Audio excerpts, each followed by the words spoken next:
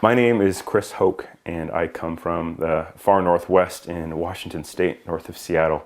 I work with Underground Ministries, a small organization that is in relationship with gang-affected prisoners and their reentry back into the community, and helping both those leaving incarceration and those in the faith communities be in relationship with each other and learn a new way of life. So that's what I've been experiencing out here for the last 3 days at the Bruderhof in Platte Clove in upstate New York. I came here because a member of the community a few years ago when my first book came out was really kind to write me a letter and sent a bunch of books from Plow Publishing, just sharing their way of life up here, blessing our work, and just extending an invitation of friendship to come and learn what was going on. And I looked it up online. It looked really cool, but I didn't think I'd really come to the other side of the country. But their friendship was persistent. Another Christmas went by and more books came in the mail with friendly notes of blessing and an invitation, hey, maybe you want to take a writer's retreat. And so that's how they got me out here. And while I've been in this beautiful environment and just off the Hudson River Valley for a few days, what I didn't expect is to be so moved by a different way of life that I wouldn't have understood before coming here. I visited a lot of monasteries.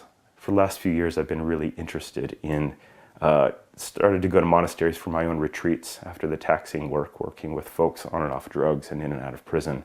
And then I started to see there's an odd familiarity in these all-male institutions, but with a more loving purpose than in a prison. And started thinking about the parallels between folks leaving prison and being connected with monastic communities.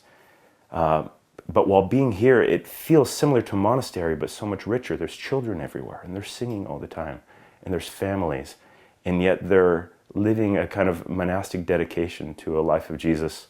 There's no pretense, there's no robes, there's no high church liturgies, and yet there's a sense that these folks take the way of Jesus so seriously, and they don't want to be cloistered, and they want to share the DNA of this love and life and living the Sermon on the Mount and sharing their possessions and offering this as a new model to the world and learning from the world. I've just been blown away. And so I invite anyone who is interested maybe in how the worlds of a monastic calling can intersect with a beautiful family camp in the woods. This is your spot. Come check it out.